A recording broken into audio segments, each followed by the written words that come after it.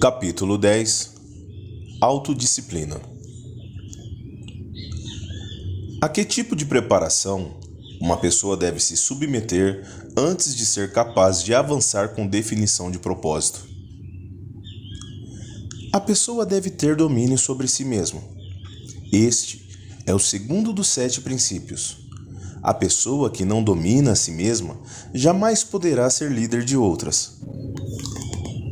A falta de autodomínio é por si só a forma mais destrutível de indefinição. Por onde uma pessoa deve começar quando ela quer iniciar um controle sobre si mesma? Dominando os 3 apetites responsáveis pela maior parte da falta de autodisciplina das pessoas. Os 3 apetites são o desejo por comida, o desejo pela expressão do sexo e o desejo de expressar opiniões imprecisas. O homem possui outros apetites que ele necessita controlar? Sim, muitos outros, mas esses 3 são os que devem ser conquistados primeiro.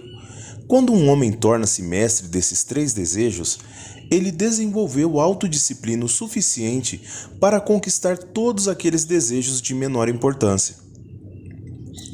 Mas esses desejos são naturais. Eles devem ser satisfeitos se a pessoa está saudável e feliz. Tenha certeza de que eles são desejos naturais, mas eles também são perigosos, porque as pessoas que não possuem autodomínio possuem uma tendência a se alienarem nesses desejos, tornando-os vícios. O autodomínio contempla um controle suficiente tal que todos os desejos podem ser satisfeitos de forma a cumprir com as necessidades básicas, alimentando o corpo com o que é necessário e segurando aquilo que é excesso.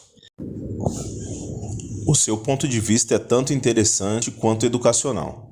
Descreva os detalhes pelos quais eu possa entender como e em quais circunstâncias as pessoas se excedem nos seus desejos. Pegue o desejo por comida, por exemplo. A maioria das pessoas é tão fraca na autodisciplina que enche o estômago com combinações de alimentos altamente ricos, que por sua vez satisfazem o gosto, mas fazem com que os órgãos da digestão e da eliminação trabalhem em excesso. Eles colocam em seus estômagos tanto quantidade quanto combinações de comidas, as quais a química do corpo somente consegue descartar, convertendo a comida em toxinas venenosas. Esses venenos entopem e ficam estagnados no sistema excretor do organismo, até o momento em que ele diminui o trabalho do organismo na eliminação dessa matéria de sobra. Após um tempo, o sistema gastrointestinal para de funcionar de forma saudável e a vítima acaba tendo o que se chama de constipação. A partir daí, ela está pronta para ir para o hospital.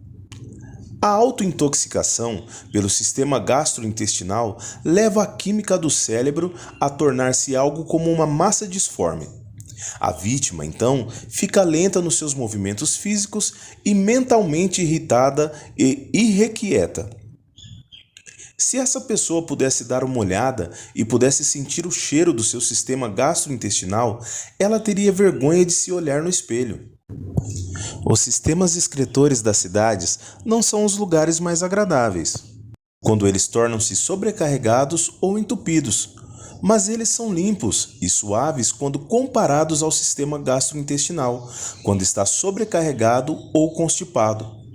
Essa não é uma história bonita para ser associada ao ato agradável e necessário de comer, mas as coisas são como são, e neste caso, conclui-se que comer em demasia e combinar alimentos de forma errada é o que causa autointoxicação. As pessoas que comem sabiamente e mantêm os seus sistemas excretores limpos dificultam o meu trabalho, porque um sistema intestinal em perfeito funcionamento significa um corpo saudável e um cérebro que funciona de forma apropriada. Imagine-se, a sua imaginação consegue chegar a tal ponto como qualquer ser humano poderia mover-se com definição de propósito com seu sistema intestinal com uma quantidade tal de veneno o suficiente para matar 100 pessoas, se fosse injetado diretamente na corrente sanguínea. E todo esse problema é o resultado da falta de controle sobre o apetite por comida? Bem, se você deseja ser absolutamente correto, deveria dizer que comer de forma inapropriada é a grande responsável pela grande maioria das doenças do corpo e praticamente todas as dores de cabeça. Se você quer prova disso, selecione 100 pessoas que sofrem com enxaqueca e dê a cada uma delas uma lavagem intestinal completa, com um grande enema. E observe que não menos do que 95 das dores de cabeça desaparecerão dentro de alguns minutos, após os seus intestinos terem sido liberados. Por tudo que você diz sobre o trato intestinal, tenho a impressão de que o domínio sobre o apetite físico por comida significa também o domínio sobre o hábito de negligenciar e manter os intestinos limpos. Isso está correto? Sim, isso é verdade. Tão importante quanto eliminar o lixo do organismo e as porções não utilizadas de comida é ingerir as quantidades corretas, bem como as combinações adequadas de alimentos. Nunca pensei na autointoxicação como sendo um dos seus instrumentos para controlar as pessoas, e estou totalmente chocado em saber quantas pessoas são vítimas desse sutil inimigo. Vamos ouvir o que você tem a dizer desses outros dois desejos.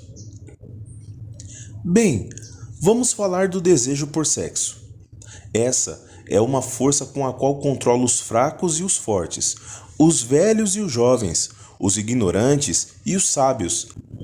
Na verdade, domino todos aqueles que negligenciam em dominar o desejo por sexo. Como se pode dominar a emoção do sexo? Pelo simples processo de transmutar essa emoção em alguma forma de atividade que não seja a cópula. Sexo é uma das grandes forças que motivam os seres humanos. Devido a esse fato, ela também é uma das forças mais perigosas. Se os seres humanos conseguissem controlar os seus desejos por sexo e os transmutassem em uma força propulsora pela qual eles conseguissem utilizar em suas ocupações, ou seja, se eles gastassem no seu trabalho metade do tempo que eles perdem à procura de sexo, eles nunca conheceriam a pobreza. Pelo que estou entendendo, quer dizer que existe uma relação entre sexo e pobreza? Sim, onde o sexo não está sob controle. Se for permitido ao sexo mover-se em seu curso natural, ele rapidamente levará a pessoa ao hábito da alienação.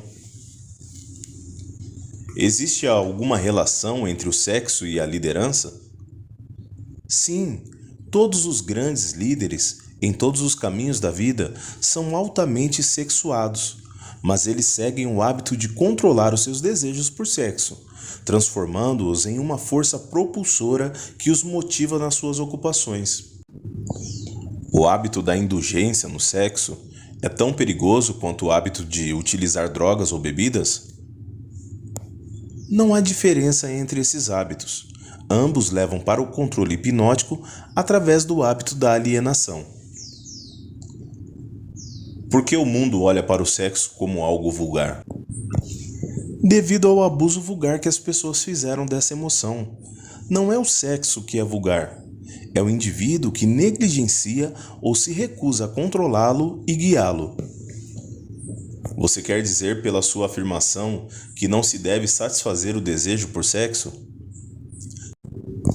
Não, eu quero dizer que sexo, como todas as outras forças disponíveis para o homem, deve ser entendido, dominado e feito para servir ao homem. O desejo por sexo é tão natural quanto o desejo por comida. Esse desejo não pode ser aniquilado, assim como não se pode parar um rio de fluir. Se a emoção do sexo fosse desligada de seu modo de expressão natural, ela se quebraria em outras formas menos desejáveis, assim como um rio, se represado, procura quebrar e fluir na volta da represa. A pessoa que possui autodisciplina entende a emoção do sexo, a respeita e aprende a controlar e a transmutá-la em atividades construtivas. Quais são os prejuízos decorrentes do desejo excessivo de sexo? O maior dos danos é que ele priva a fonte de uma das maiores forças propulsoras do homem e gasta, sem uma compensação adequada, a energia criativa do homem. Ele dissipa a energia necessária pela natureza para manter a saúde física. O sexo é a força terapêutica mais útil da natureza, mas em excesso diminui a energia magnética, que é a fonte de uma personalidade atrativa e agradável. Ele remove o brilho dos olhos e acaba gerando discórdia no tom de voz de uma pessoa. Destrói o entusiasmo, acaba com a ambição e leva inevitavelmente para o hábito da alienação em todos os assuntos. Eu gostaria que você respondesse a minha questão de outra forma, dizendo-me quais os fins benéficos que a emoção do sexo pode trazer, se for dominada e transmutada. O sexo controlado fornece a força magnética que atrai as pessoas uma para a outra. É o fator mais importante de uma personalidade agradável. Ele dá qualidade ao tom de voz e capacita uma pessoa a conseguir, através da voz, incitar um sentimento desejado. Ele serve, melhor do que qualquer coisa, para dar forma motivacional aos desejos de uma pessoa. Ele também mantém o sistema nervoso carregado com a energia necessária para dissipar a energia através de todo o corpo, mantendo-o funcionando apropriadamente. Ele afia a imaginação e capacita uma pessoa para criar ideias úteis. Ele fornece agilidade e definição para os movimentos físicos e mentais. Ele fornece à pessoa persistência e perseverança na busca por um objetivo maior na vida. Ele é um grande antídoto para todas as formas de medo. Ele fornece imunidade contra o desencorajamento. Ele fornece resistência física e mental nos momentos em que se passa por alguma forma de fracasso ou revés. Ele fornece as qualidades necessárias para lutar sob quaisquer circunstâncias, aumentando a capacidade de autodefesa. Em resumo, ele faz vencedores e não perdedores.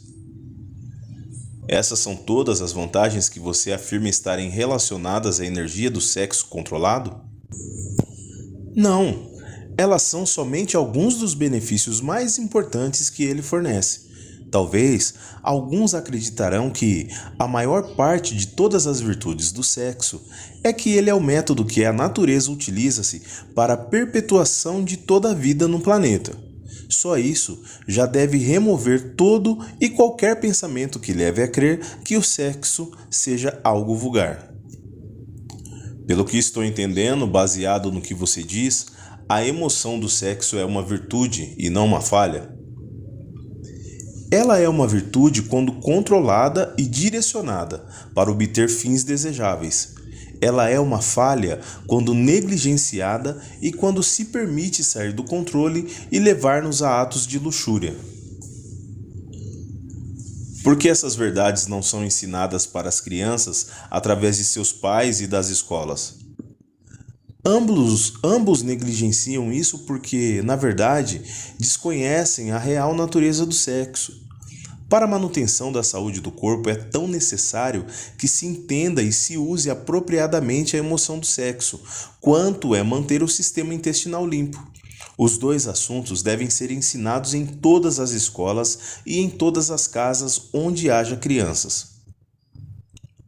A maioria dos pais não precisaria de instruções adequadas a respeito das funções e do uso do sexo, antes que eles pudessem inteligentemente ensinar às suas crianças. Sim, tanto eles quanto os professores das escolas. Qual seria o grau de importância relativa que você daria para essa necessidade de conhecimento apurado sobre o assunto sexo? Está próximo do topo da lista. Há apenas uma coisa de maior importância para os seres humanos, que é pensar com exatidão. Pelo que estou entendendo, você afirma que o conhecimento das reais funções do sexo e a habilidade para pensar com exatidão são as duas coisas de maior importância para o homem? Essa era a minha intenção, para que você entendesse. Pensar com exatidão vem primeiro, porque é a solução para todos os problemas do homem, a resposta para todas as suas orações, a fonte da opulência e de todas as possessões materiais. O pensamento exato é auxiliado pela emoção do sexo, propriamente controlada e direcionada. Isso porque a mesma energia que o homem usa para pensar, ele também usa para o sexo. Ela começa com todos aqueles que desejam ter autodeterminação suficiente para pagar o seu preço. Ninguém consegue estar inteiramente livre, espiritualmente, mentalmente, fisicamente e economicamente, sem aprender a arte do pensamento exato. Ninguém consegue aprender a pensar com exatidão sem incluir, como parte do conhecimento necessário, informações sobre o controle da emoção do sexo através da transmutação. Será uma grande surpresa para muitas pessoas saber que existe uma relação íntima entre o pensamento e a emoção do sexo. Conte-nos agora sobre o terceiro desejo e vamos ver o que isso tem a ver com a autodisciplina. O hábito de expressar opiniões imprecisas e desorganizadas é um dos hábitos mais destrutivos. O prejuízo consiste na sua tendência a influenciar as pessoas no ato de adivinhar em vez de procurar pelos fatos. No momento em que elas formam opiniões, criam ideias ou organizam planos, o hábito desenvolve o que eu chamo de uma mente gafanhoto. É aquela mente que pula de uma coisa para outra, mas nunca chega a lugar nenhum. É claro, o descuido na expressão de opiniões que não são baseadas em fatos leva ao hábito da alienação. A partir desse ponto, é somente um passo ou dois até que se estejam amarrados pela lei do ritmo hipnótico, que por sua vez automaticamente inibe o pensamento com exatidão. Quais outras desvantagens existem na livre expressão de opiniões? A pessoa que fala demais acaba informando ao mundo todos os seus planos e objetivos e, por sua vez, fornece aos outros a oportunidade de lucrar com suas ideias. Homens sábios mantêm seus planos para si mesmos e evitam expressar opiniões que não tenham sido solicitadas. Isso previne que outros possam apropriar-se de suas ideias, bem como dificulta o acesso de outros aos seus planos, diminuindo assim as interferências desnecessárias. Por que tantas pessoas insistem no hábito de expressar opiniões não solicitadas? Esse hábito, na verdade, inclui em si mesmo um modo de expressar egocentrismo e vaidade. O hábito da autoexpressão é inerente às pessoas. O motivo por trás do hábito é atrair a atenção dos outros e impressioná-los favoravelmente. Na verdade, ele possui justamente o efeito contrário. Quando aquele que se convida a falar atrai a atenção, geralmente ele atrai para si condições desfavoráveis. Sim, quais são as outras desvantagens desse hábito? A pessoa que insiste em falar demais raramente tem a oportunidade de aprender ouvindo outros. Mas não é verdade que um orador que possua uma aura magnética normalmente coloque-se no caminho da oportunidade para beneficiar a si mesmo, atraindo a atenção de outros através do poder da sua oratória? Sim, um orador que possua o dom de falar realmente possui um ativo de tremendo valor, na habilidade de impressionar as pessoas pelo seu discurso, mas não consegue fazer o melhor uso desse ativo, se forçar o seu discurso em pessoas que não solicitaram a sua fala. Nenhuma outra qualidade acrescenta mais à personalidade de uma pessoa do que a habilidade de falar com emoção, força e convicção. Mas um orador jamais deve impor o seu discurso sobre os outros sem ter sido convidado a fazê-lo. Há um velho ditado que diz que nada vale mais do que o seu verdadeiro custo. Isso se aplica tanto para a livre expressão de opiniões que não são bem-vindas, quanto para coisas materiais. E sobre as pessoas que expressam as suas opiniões de forma voluntária, através da escrita, elas também sofrem da falta de autodisciplina? Uma das piores pestes presentes na Terra é a pessoa que escreve cartas deliberadamente para pessoas públicas de alta proeminência, políticos, estrelas do cinema homens que foram bem-sucedidos nos seus negócios ou até mesmo escritores de livros best-sellers.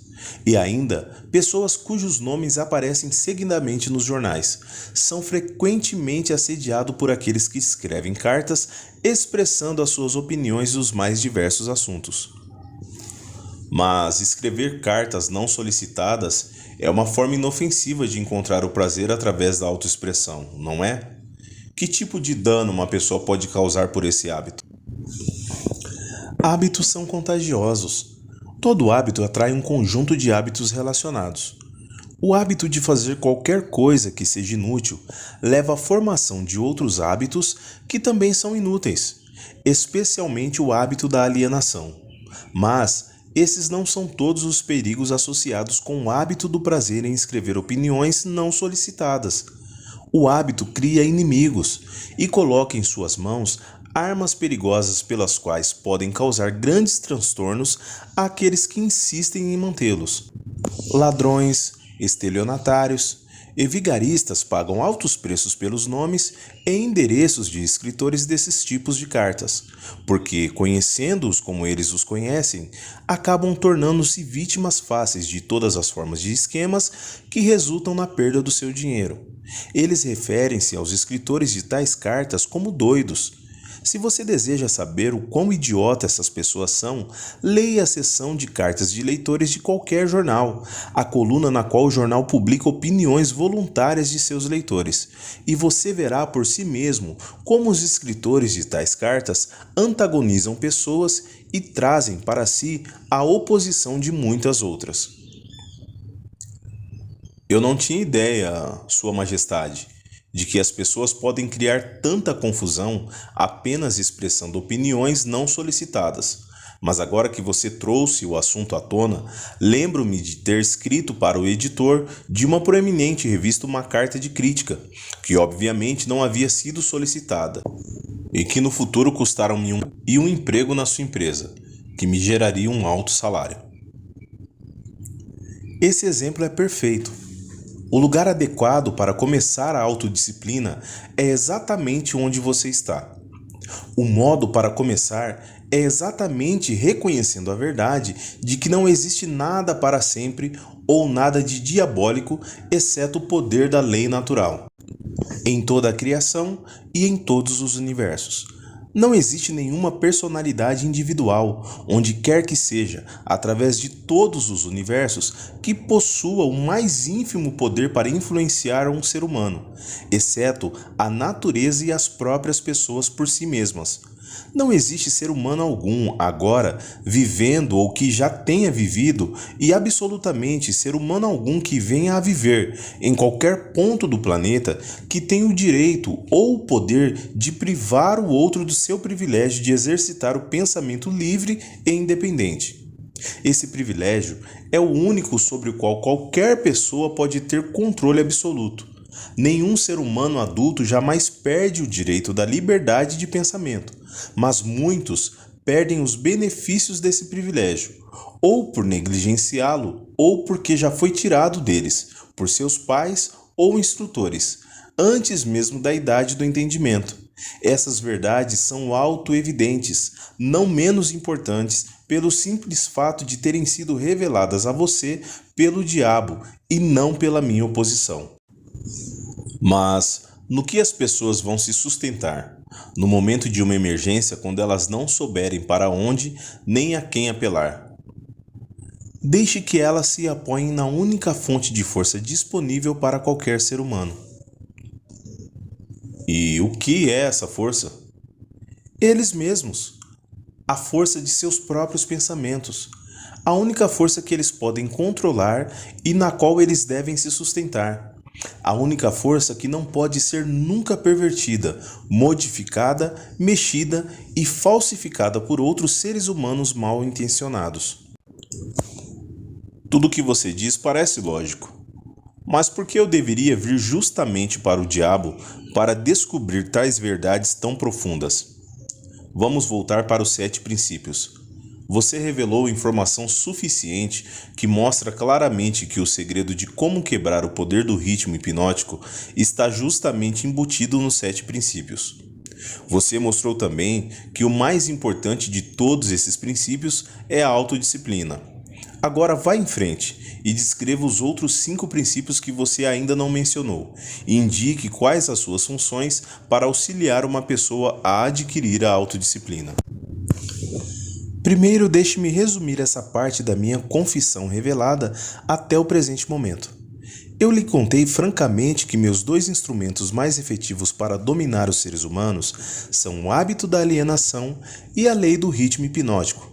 Mostrei a você que se alienar não é uma lei natural, mas um hábito feito pelo homem que o leva, por sua vez, a submeter-se à lei do ritmo hipnótico. Os 7 princípios são os meios pelos quais o homem pode quebrar o padrão do ritmo hipnótico e assumir novamente o controle da sua própria mente. Como você pode ver, dessa forma, os 7 princípios são os 7 passos que levam as vítimas do ritmo hipnótico a abrir a fechadura de suas prisões autoimpostas. Os 7 princípios são a chave mestra que abre as portas para a autodeterminação espiritual, mental e econômica? Isso é verdade? Sim, essa é outra forma de dizer a verdade.